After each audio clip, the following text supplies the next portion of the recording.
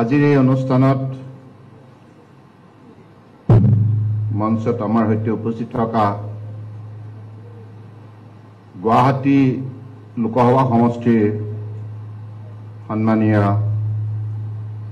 সাংসদ পৰম শ্ৰদ্ধেয়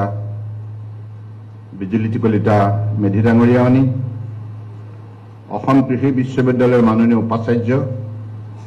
ডক্টৰ বিদ্যুৎ চন্দ্ৰ ডেকা ডাঙৰীয়া, এই স্থানত উপস্থিত থকা ডক্টৰ সঞ্জয় কুমাৰ চেতিয়া ডাঙৰীয়া, ডক্টৰ কাদ্ৰি ভেলি ডাঙৰীয়াৰ লগতে আজি এই অনুষ্ঠানত উপস্থিত থকা আমাৰ বিশিষ্ট খেতিয়কসকল আৰু কৃষি বৈজ্ঞানিকসকল, জয় জয়তে আজি শুভক্ষণত সমবেত হোৱা আপোনালোক সকলোৰে প্ৰতি মই মোৰ আন্তৰিক শুভেচ্ছা জ্ঞাপন কৰিছোঁ। আমি সকলোৱে জানো ভাৰতবৰ্ষৰ এখন ৰাষ্ট্ৰ, যিখন ৰাষ্ট্ৰই কৃষিৰ ওপৰত নিৰ্ভৰশীল, কৃষিজীৱী সমাজে যুগ যুগান্তৰ ধৰি এইখন দেশৰ অৰ্থনীতি বুনিয়াদ গঢ় দি আহিছে। মাননীয় প্ৰধানমন্ত্ৰী নৰেন্দ্ৰ মোদী ডাঙৰীয়াই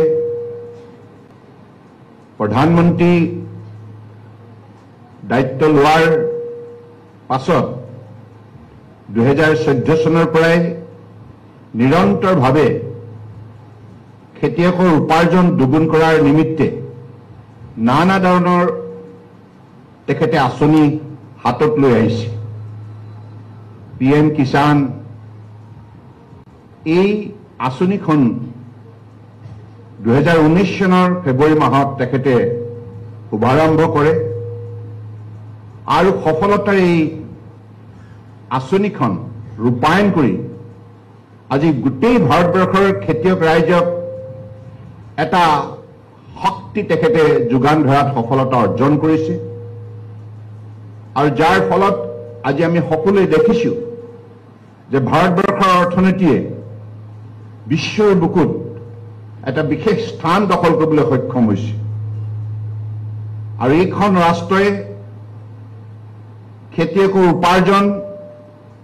বৃদ্ধি কৰি আগন্তুক দিনত বিশ্বৰ বুকুত আমি আমাৰ নিজৰ স্থিতি সবল কৰাৰ বাবে মাননীয় প্ৰধানমন্ত্ৰী নৰেন্দ্ৰ মোদী ডাঙৰীয়াৰ নেতৃত্বত যেনেধৰণে উল্লেখযোগ্য পদক্ষেপ গ্ৰহণ কৰা হৈছে, তাৰ ফলশ্ৰুতিত আজি ভাৰতবৰ্ষৰ অন্যান্য ৰাজ্যৰ লগতে অসম ৰাজ্যৰ খেতিয়কসকলে বিশেষভাৱে ইয়াৰ পৰা লাভান্বিত হৈছে। অসমৰ প্ৰায় 17 লাখ খেতিয়ক আজি এই আঁচনিৰ যোগেদি লাভান্বিত হৈছে আৰু তেখেতসকলেও এইখিনি অৰ্থনৈতিক সুবিধা লাভ কৰাৰ পাছত তেখেতসকলৰ দক্ষতা, যোগ্যতা, দৃঢ়তা, শক্তি উৎপাদনৰ যোগেদি প্ৰদৰ্শন কৰিবলৈ সক্ষম হৈছে। গতিকে মই অসমৰ খেতিয়ক ৰাইজলৈ আন্তৰিক কৃতজ্ঞতা জ্ঞাপন কৰিছোঁ আৰু মোৰ দৃঢ় বিশ্বাস তেখেতসকলে যিখিনি 3টা ইনষ্টলমেণ্টত বছৰেকত টকা পায় আৰু সেই টকাকেইটা তেখেতসকলে সৎব্যৱহাৰ কৰি খেতিপথাৰত তেখেতসকলে ইয়াক সঠিকভাৱে প্ৰয়োগ কৰি আজি আমাৰ গোটেই সমাজখনৰ শক্তি বৃদ্ধি কৰা কামত আত্মনিয়োগ কৰিছে। আজি আপোনালোকে সকলোৱে জানে মাননীয় প্ৰধানমন্ত্ৰী ডাঙৰীয়া ইতিমধ্যে ভাৰতবৰ্ষৰ জনগণক কেইটামান বিশেষ লক্ষ্য স্পষ্ট কৰি দিছে। 2047 ভিতৰত এইখন ৰাষ্ট্ৰক বিশ্বৰ বুকুত এখন আত্মনিৰ্ভৰ ৰাষ্ট্ৰ হিচাপে, আত্মনিৰ্ভৰ ভাৰত হিচাপে গঢ়ি তোলাৰ লক্ষ্য স্থিৰ কৰিছে আৰু এখন শক্তিশালী উন্নত ৰাষ্ট্ৰ হিচাপে গঢ়ি তোলাৰ তেখেতে ভাৰতবৰ্ষৰ জনগণক আহ্বান জনাইছে।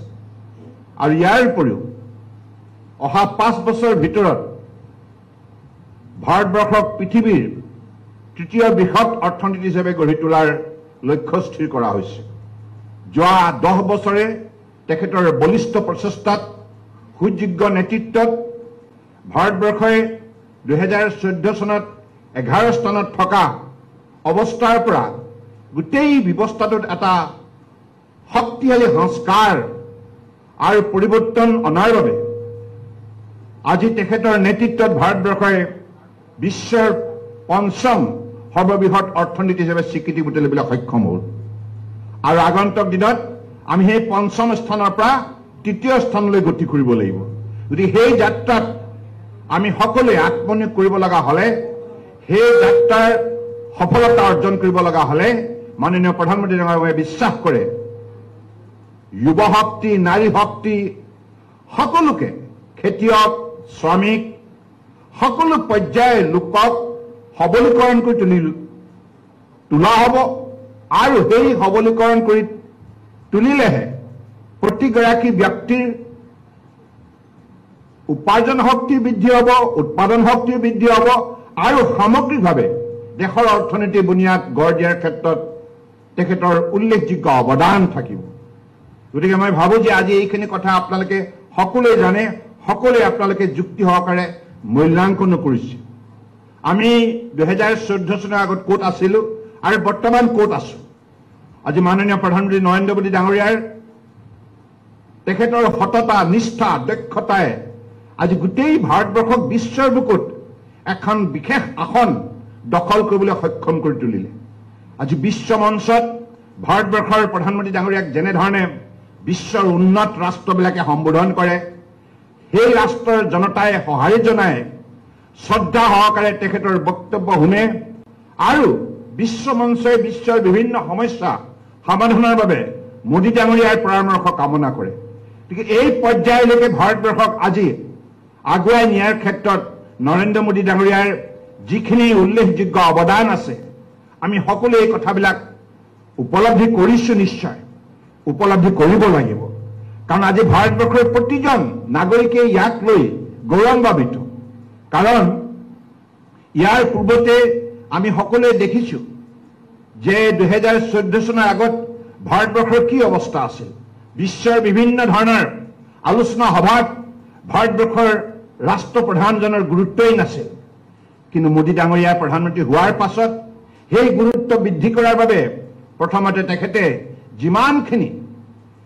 নতুন নতুন নীতি ধ্যান ধাৰণা পৰিকল্পনা আঁচনি হাতত ল'লে আৰু ডিজিটেল ইণ্ডিয়াৰ এটা শক্তিশালী পদক্ষেপৰ দ্বাৰা স্বচ্ছ আৰু নিকা শাসন ব্যৱস্থা প্ৰৱৰ্তন কৰিলে সকলো ক্ষেত্ৰতে সুশাসন ব্যৱস্থা প্ৰৱৰ্তন কৰাৰ বাবে ভাৰতবৰ্ষৰ নাগৰিকসকলে সামাজিক ন্যায় সামাজিক সুৰক্ষা পাবলৈ সক্ষম হ'ল আৰু প্ৰতিগৰাকী নাগৰিকৰ দৰিদ্ৰ সীমাৰেখাৰ তলত বসবাস কৰা লোকসকলেও তেখেতসকলে অৰ্থনৈতিক বুনিয়াদ তেখেতসকলৰ অৰ্থনৈতিক অৱস্থা টনকিয়াল কৰাৰ সুবৰ্ণ সুযোগ লাভ কৰিলে